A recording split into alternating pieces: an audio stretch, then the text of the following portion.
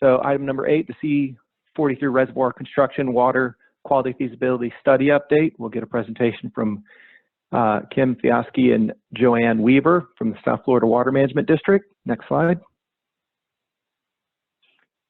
Provide an update on the C43 reservoir construction status, as well as the status of its associated water quality feasibility study. The connection to the CCMP is that it relates primarily to the hydrological restoration and water quality action plans.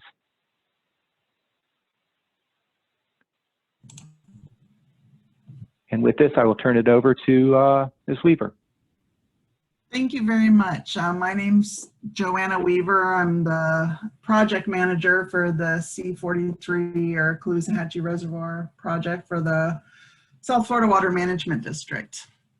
So to start off, a little bit about where exactly C43 is. It's located approximately midway between Moorhaven to the east and Cape Coral to the west, along State Road 80, just south of the CALOOSAHATCHEE River.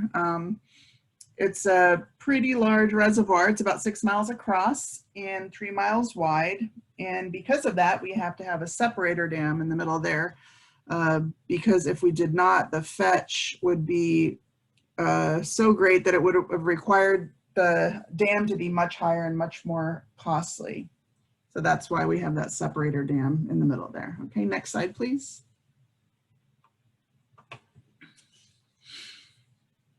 The purpose of the project is to capture the excess basin runoff and Lake Okeechobee releases, improve timing and quantity of freshwater flows to the CALOOSAHATCHEE Estuary, and to maintain the salinity levels.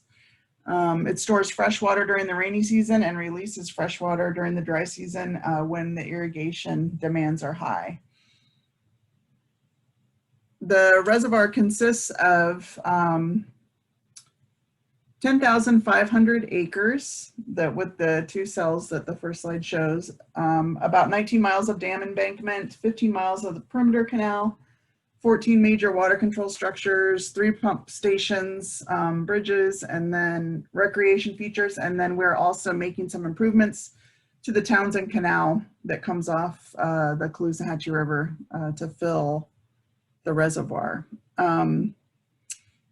The C43 Reservoir Project is a component of the Comprehensive Everglades Restoration Plan, also known as CERP.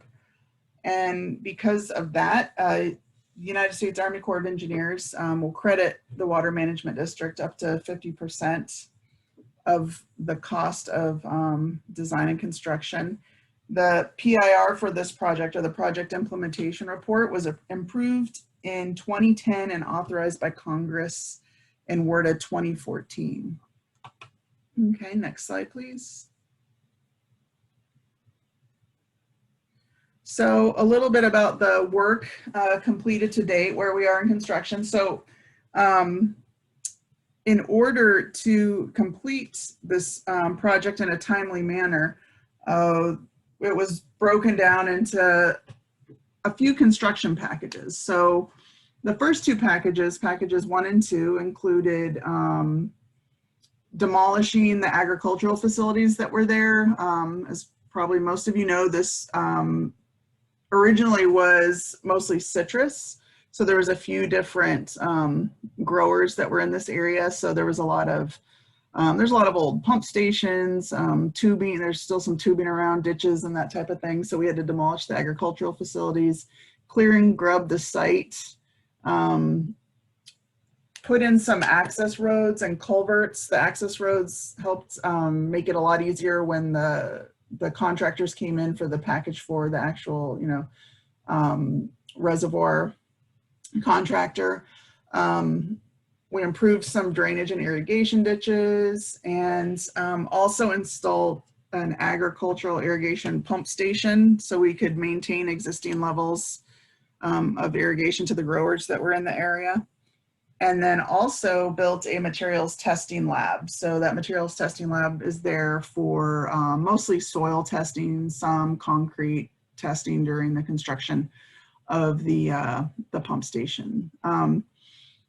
Another thing that was done as part of package 2 was to build the preload mounds. So if you've ever driven by the site, you look, it looks like there's these big pyramids on site, and that was to compact the clay layer.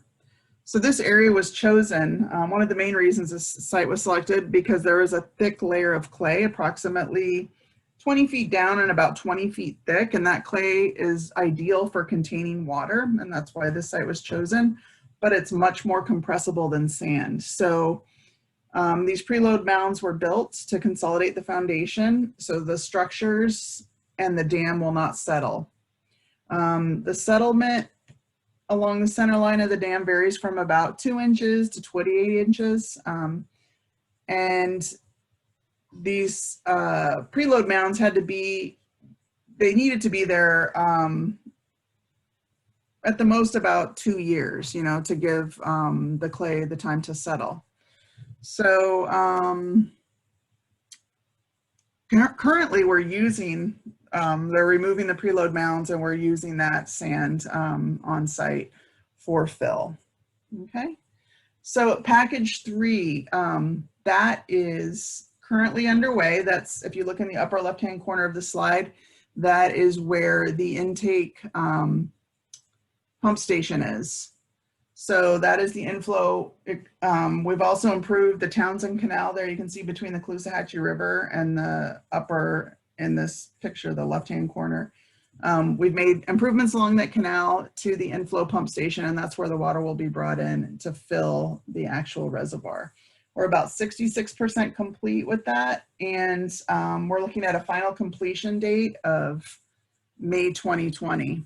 Another thing to note, that while this area is under construction, this area is full of threatened and endangered species. We have all kinds of things, you know, we see panthers quite often, indigo snakes, gopher tortoises, caracara, all kinds of birds, and even we get some manatees in that Townsend Canal there. And so for that, the Threatened and Endangered Species Protection and Monitoring and Reporting Program, the contractors are required to prepare and submit an environmental protection plan, which is reviewed by DEP, provide threatened and endangered species training to all construction personnel. We supply qualified observers during ground clearing activities. We have a very strict speed limit of 25 miles per hour. The contractors always notify us if there are any adverse impacts to these species, and they log sightings. So if they see an indigo snake, they'll take a picture and fill out a log and send that to us. Okay, next slide, please.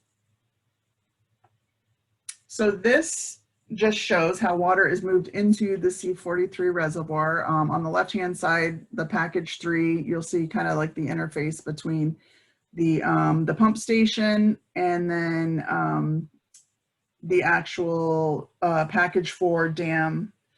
So you see the inflow there. That just kind of gives you a nice cross section to see how that works together. Okay, next slide, please. So this is future work, but this is actually currently underway. So our package 4 is about, and when we say package 4, that is our dam embankment and the associated structures. So we call it the civil works package.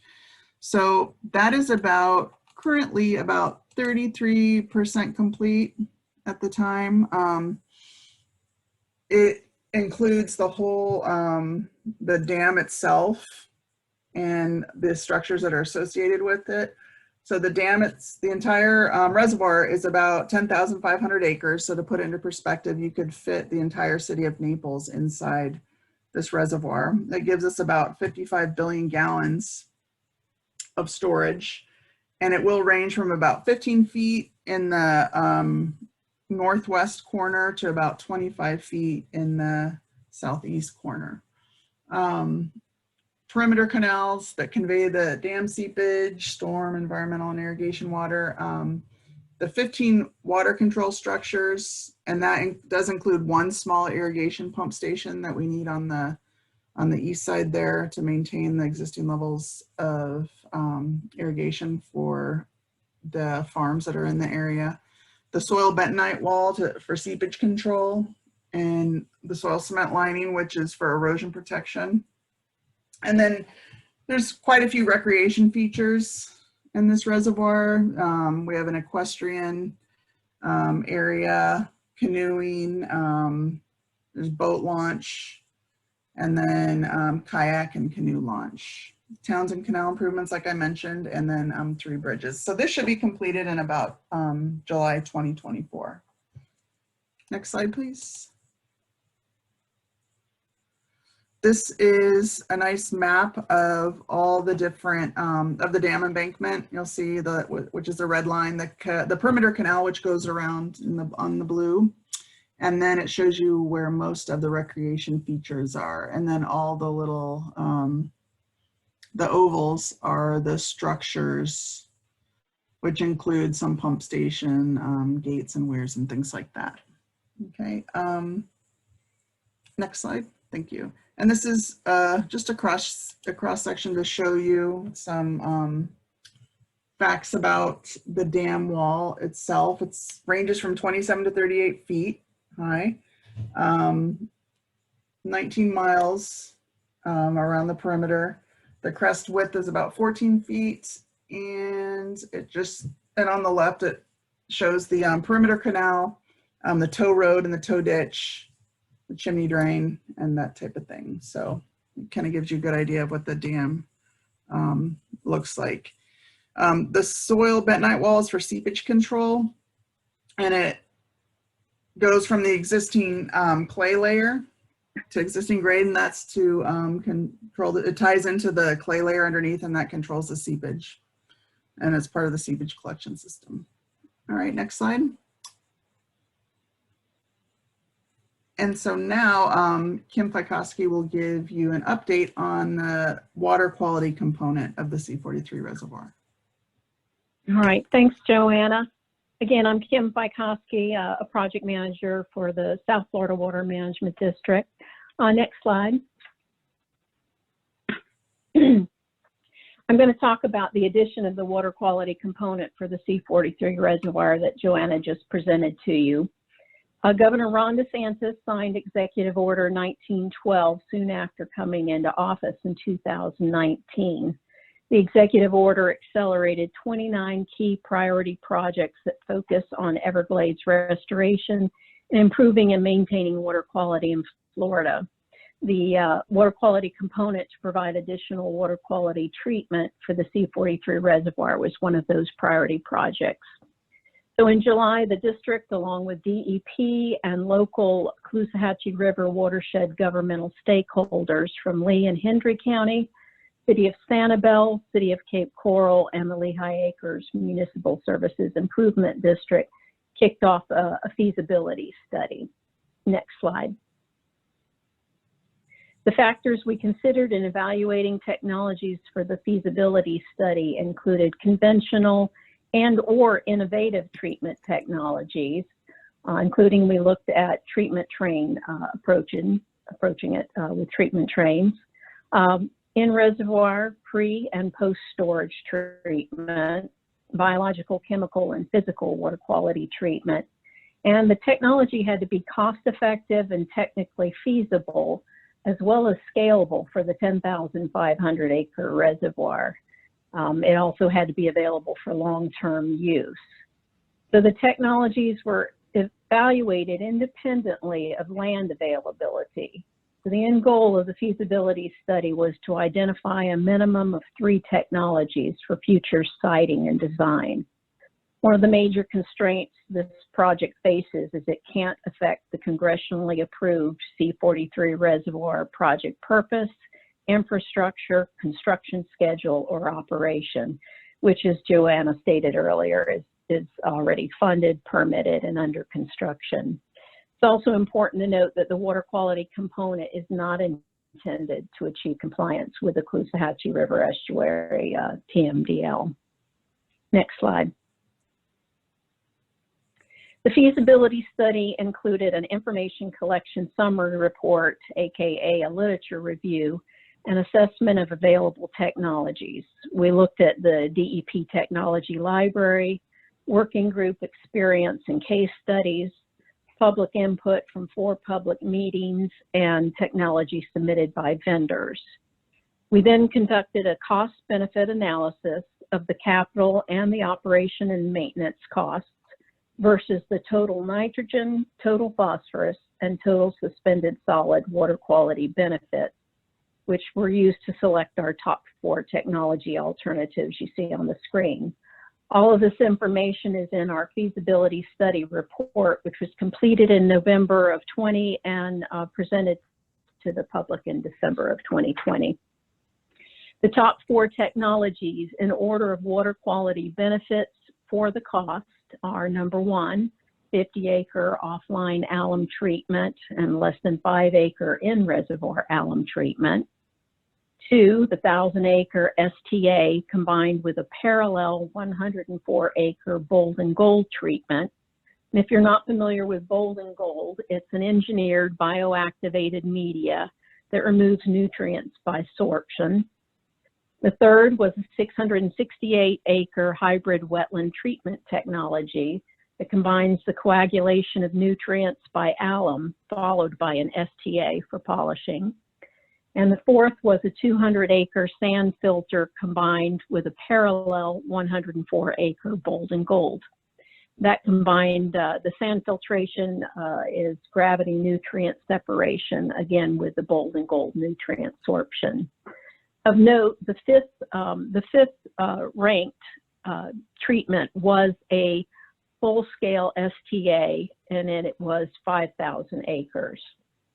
I also wanted to note that the feasibility study recommends that the final water quality component include an in-reservoir treatment with alum to help prevent algae blooms within the reservoir, as well as a post-storage water quality component to treat the reservoir discharge. Next slide, please.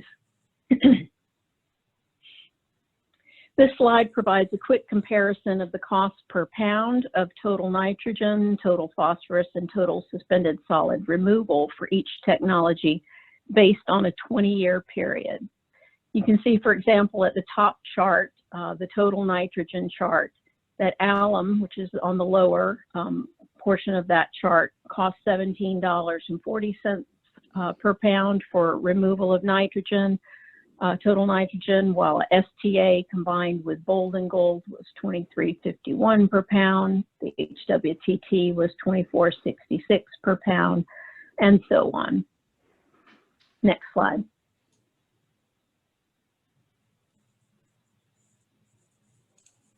Also in December 2020, we kicked off the 9-month siting evaluation of those top 4 technologies you just saw, which may be able to be sited on the 1,900 acres of land north of the reservoir that's currently owned by the district.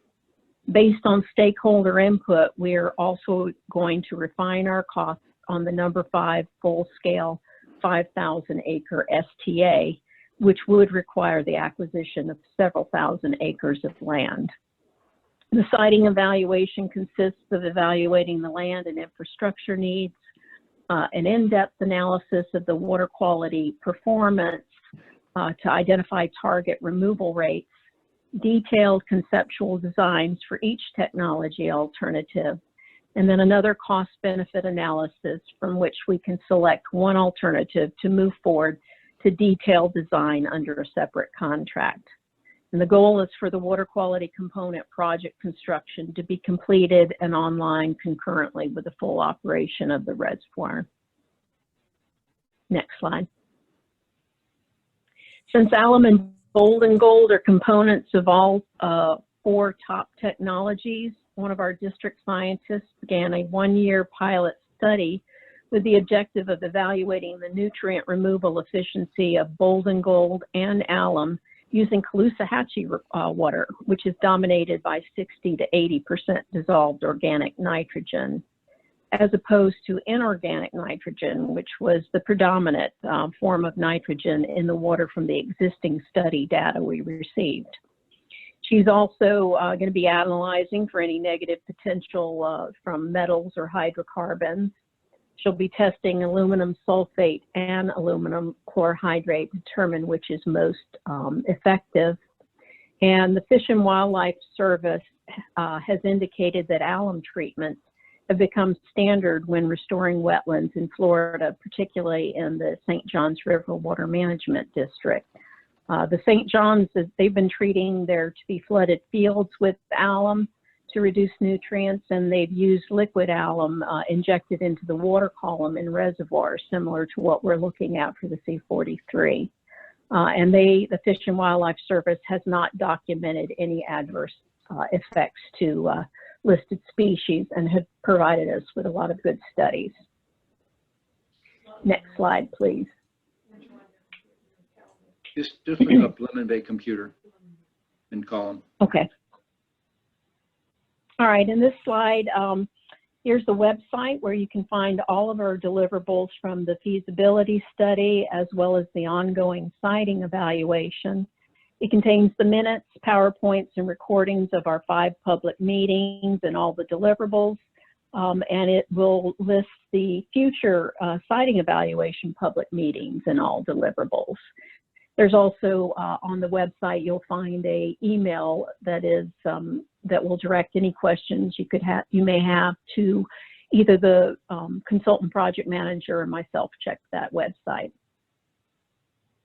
And that's it. I'm ready for any questions. Thank you, Joanna and Kim. In the interest of time, I'll ask if there's any one burning question. The first person to speak up will get that slot.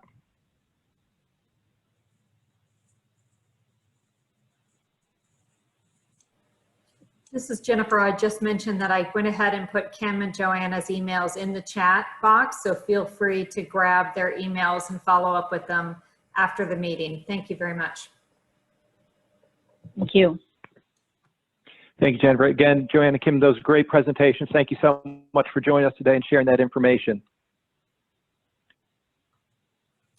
We're moving on to item number 10 in the agenda, the Caloosahatchee Basin Nutrient Runoff Research. We've got Dr. Darren Rumbold of FGCU with us today. This will provide a briefing on research regarding nutrient loading coming from the Caloosahatchee Basin. This relates to our CCMP Water Quality Improvement Action Plan. And with that, Dr. Rumbold, I turn this over to you. Thank you very much. Good morning, everyone.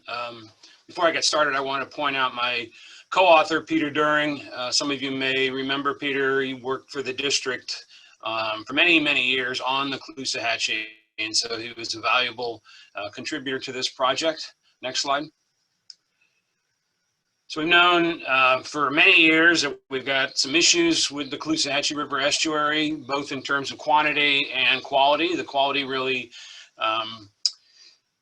indicated that we had problems back in the early 80s, as you can see by this slide. And then, of course, in 2004, Department of Environmental Protection identified the segments as impaired, and so they developed a total maximum daily load for the estuarine segment. The total maximum daily load was based on the assimilative capacity of the river. How much nutrients could the river absorb without having an impact? They based that estimate on a couple of models, numerical models, and really the models were forecasting using an optical model the impact that chlorophyll's a proxy for the amount of plankton that's in the water, but chlorophyll, color that we're all familiar with, and turbidity, what these 3 factors do to the amount of light reaching the seagrass, which of course is so important.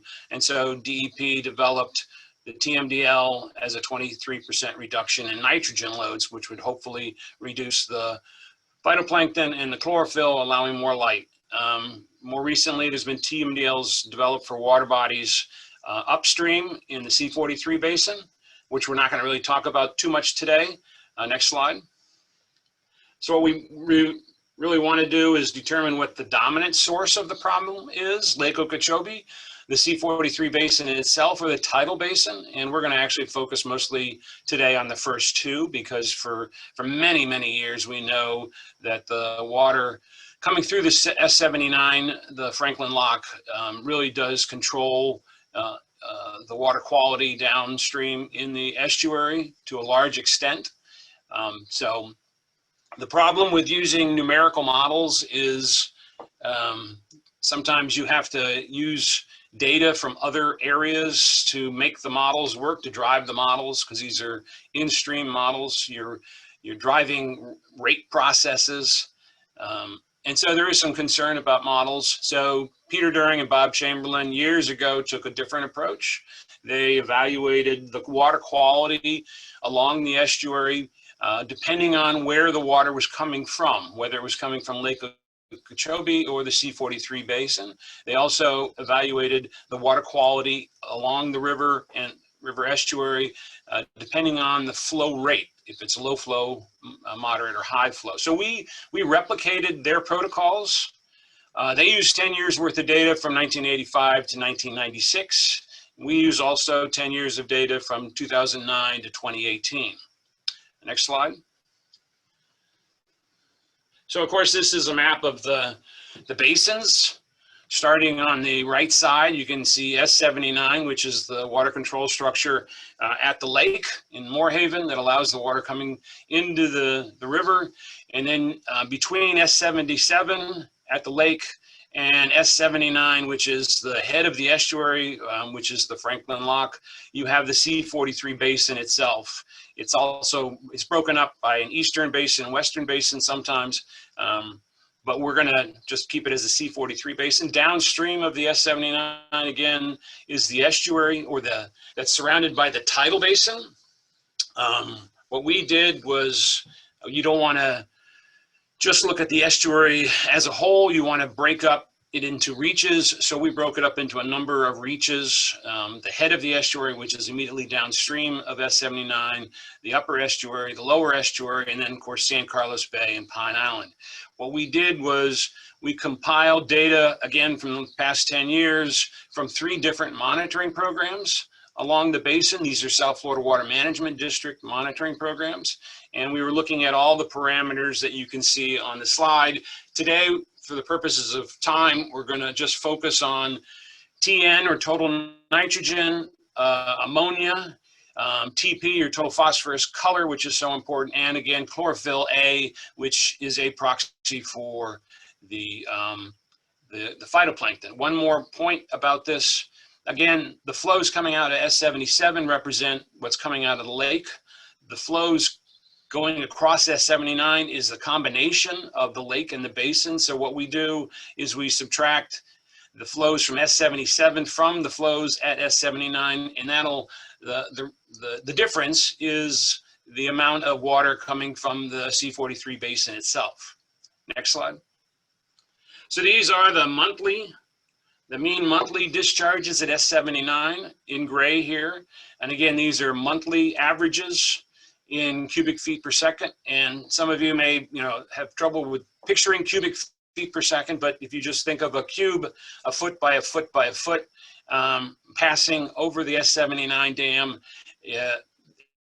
per second, that's what we're dealing with. You can change it to gallons per minute or acre feet, which is often the case for the Water Management District. They change it to acre feet per day or acre feet per year. And again, these are mean monthly discharges, going up to over 10,000 cubic feet per second, but on a daily, day-to-day basis, it can be much higher than that. The capacity of S79 is approximately 29, almost 30,000 cubic feet per second. As you can see, during Hurricane Irma, they actually exceeded the rated capacity of the structure. So again, this is what's coming across S79. If you not change the slide, but hit the, go ahead and move forward. Yep, there we go. In yellow, this is what's coming out of the lake at S77. So again, the difference between the gray area and the yellow area, anything that's remaining that you can see of gray is actually coming from the basin, the C43 basin, rather than the lake.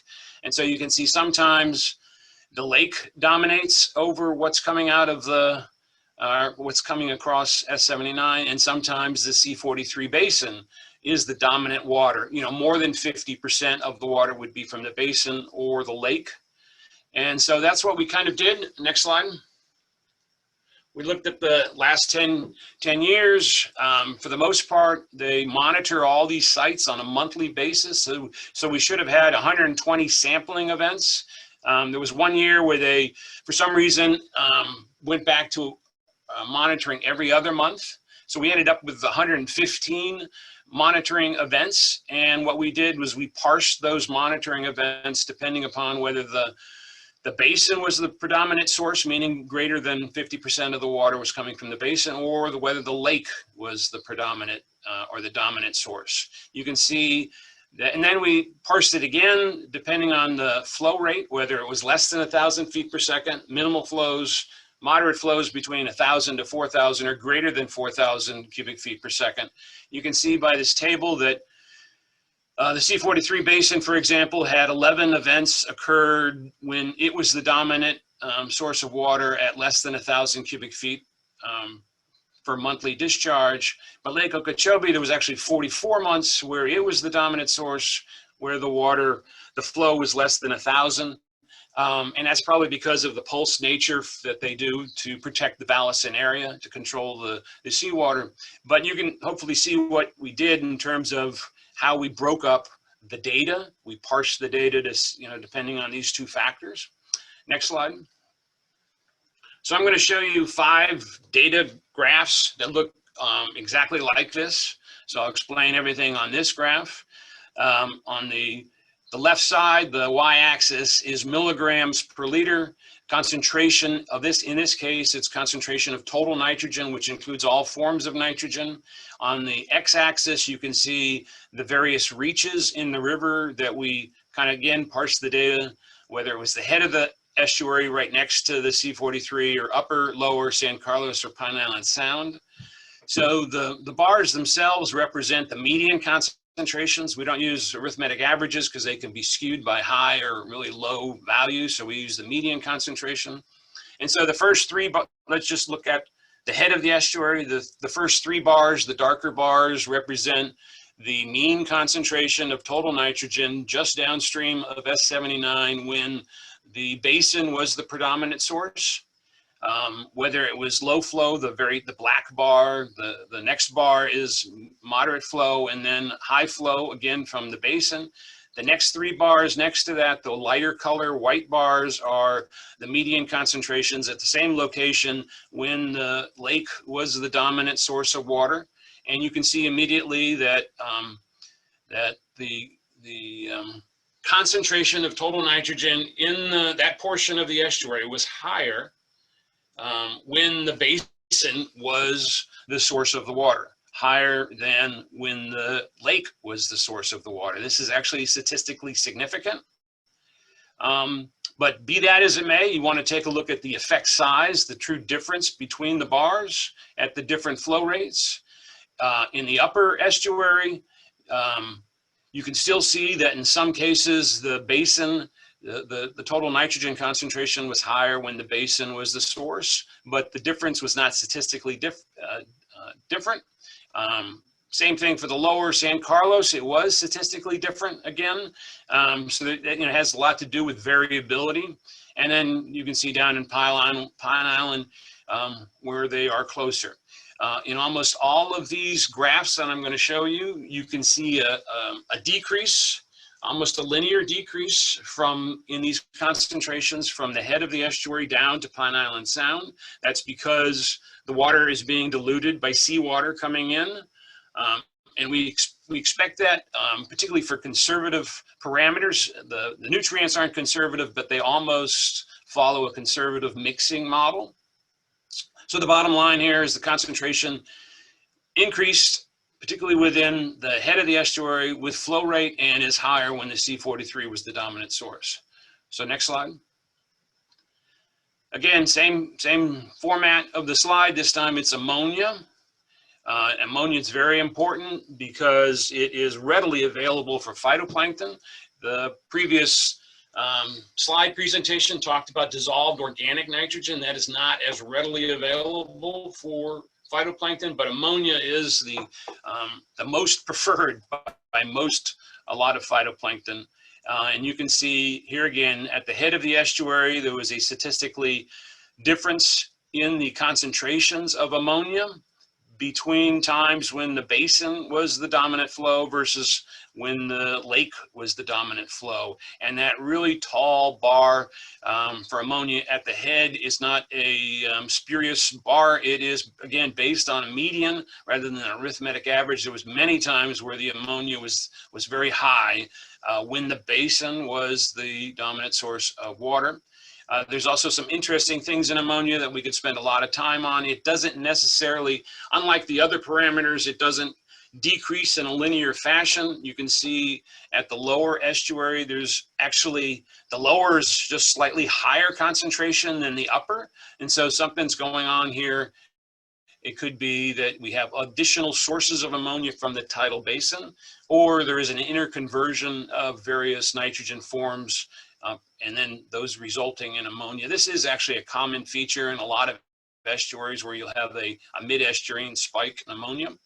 But again, the bottom line is that the ammonia concentration in the estuary is as high or higher when the basin is the source of the dominant source of water. Next slide.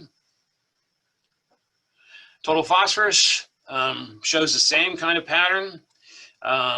At the head and the upper and the lower, the median concentrations are higher when the basin is the dominant source of the water. Now, again, although they're statistically different, you got to look at the size difference in the bar to really appreciate the effect size and how much, you know, in terms of ecological significance. But again, the bottom line is it's still a lot of total phosphorus coming from the basin. But it also does show that linear decrease as you go down estuary. Next slide. Now, color is perhaps one of the most important parameters, actually. If you have a chance to pay, take a look at some of the optical models and some of the discussions that have been published already, color plays a greater role in reducing light attenuation, reducing light getting to the seagrass. Obviously, color is obvious. A lot, people can see color, they can't see the other nutrients, and so it is a source of concern for lots of people. And here again, you can see, based on the median concentrations, particularly at the head of the estuary, there is a statistically significant difference between the amount of color in the water when the basin is the dominant source versus the color.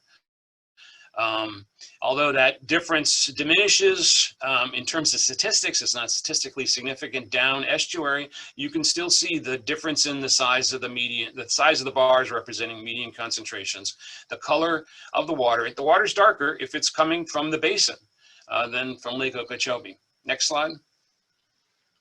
Chlorophyll A, again, the proxy for phytoplankton. And again, there's a strange relationship that occurs in this estuary. Because of the color, we don't get certain blooms that we might get because the color has shading the phytoplankton. But here again, you can see chlorophyll A, the response to the nutrients. There is in certain areas, particularly downstream, a greater response in production of phytoplankton and chlorophyll A when the basin is the source of the dominant source of water. Next slide. So that's it for the data slides. So these are just the management relevant findings. First bullet, the Lake Okeechobee discharges obviously greatly influence conditions in the estuary. We know that, we've known that for many, many years. However, nutrients, the ones we discussed today, color, total organic carbon, which is also important, were all as high or higher in one or more of the regions when the estuary, when the C43 basin was the dominant source of water. This is an agreement with what Peter During and Bob Chamberlain reported from the previous 10 years. So nothing really has changed. The basin still plays a major role in controlling the water quality in the estuary. Next slide. Now, the results of this analysis should be viewed favorably, I think, very favorably, because improving the quality of the water discharged off the basin, the landscape in the C43 basin, and including additional water quality improvements should result in significant improvement, water quality improvement in the estuary. And what's important here is this is our own backyard.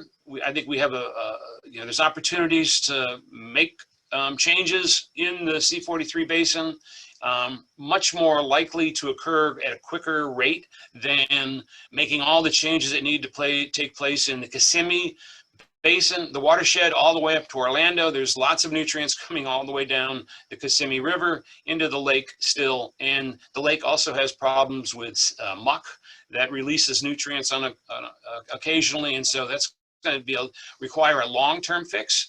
But we can work in our own backyard to really make some improvements. However, that doesn't mean we should forget about the tidal basin discharge. There's been a lot of work, particularly by Lee County, to reduce runoff in the tidal basin. And we need to continue that work, because during dry conditions, when we don't have flows from the basin or the lake, the tidal basin is the dominant source of water itself, and particularly wastewater treatment discharges or reuse or septic drain fields will be a source of nutrients. So we got to continue our work within our own basin. And I think the next slide is questions.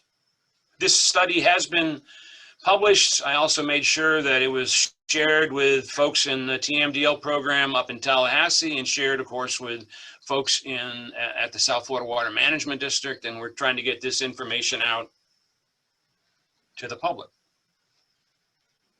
Questions? Dr. Wimble, thank you very much. And let me just make sure on that point that the research paper is included in the meeting material, so everybody that's on this meeting has access to that as well. And I hear somebody speaking up with a question. Yes, Jack Bispham with Swift Mud. What would you expect the discharges from the Kissimmee River there on the north end of the lake to be, their values for the nitrogen and the phosphorus compared to the two areas that you studied here?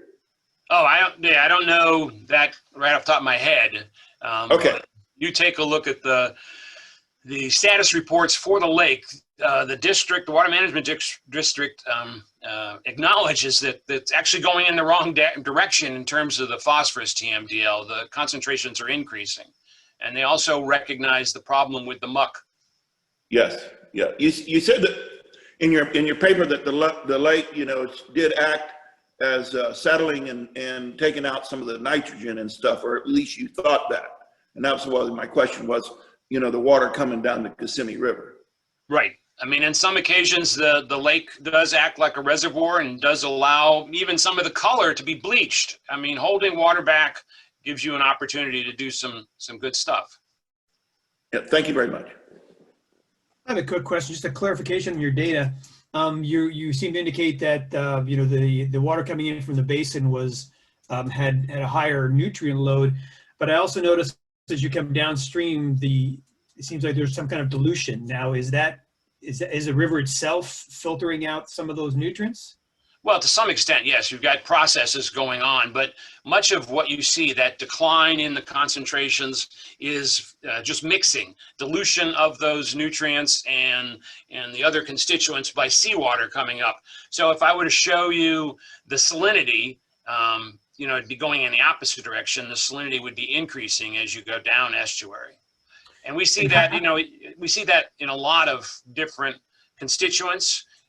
But because the nutrients are not conservative, they can change. Like I mentioned with the ammonia, we may have some in-stream processes. They don't always follow a one-to-one line.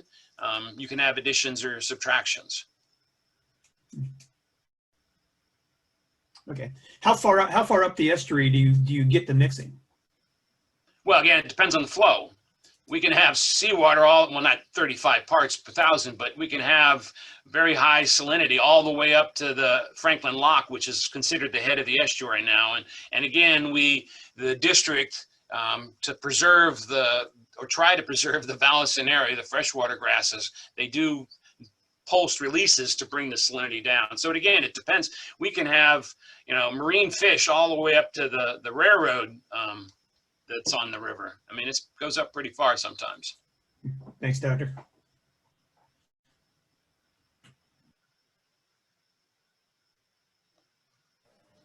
This is Jennifer. I would just interject that I think that the takeaway, hopefully, that you all have gotten from these 3 presentations is that, you know, nutrients and, you know, excessive nutrients, anthropogenic nutrients can be a real problem for ecosystem health. And, you know, a lot of times people think it's just coming from one area or another, but what we're hearing and learning is that some of it comes, of course, from upstream from the lake and even north of the lake. Some of it is coming from the basin itself, and that's where local governments certainly do have a role to play in assisting the state and federal government in trying to tackle this issue. And then that we do believe that ultimately this does have some type of influencing, contributing factor to red tide.